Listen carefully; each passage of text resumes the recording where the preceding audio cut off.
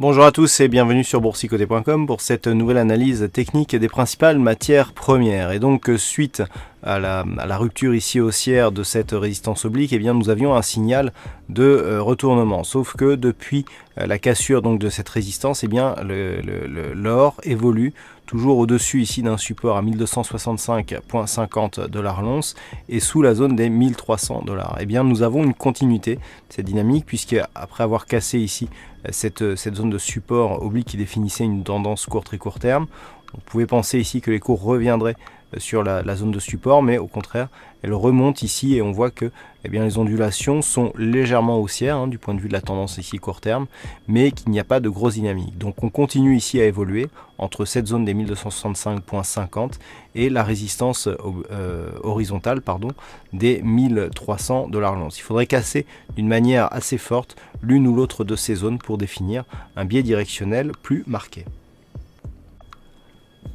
Et puis sur le WTI, suite au contact ici avec le support des 55 $ le baril, un niveau qui avait précédemment été résistance, eh bien nous avons une dynamique haussière qui est en train de se mettre en place sur un horizon très court terme.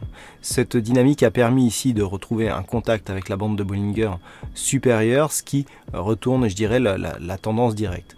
Tant que les cours évoluent entre 57,60 et 55 $ le baril, nous sommes dans une neutralisation mais d'une tendance qui reste fortement orientée à la hausse.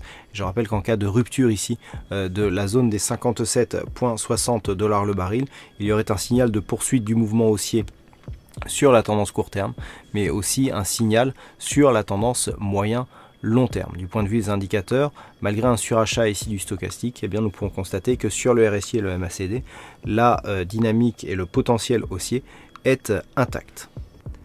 Voilà ce que nous pouvons dire donc sur l'analyse technique de ces matières premières.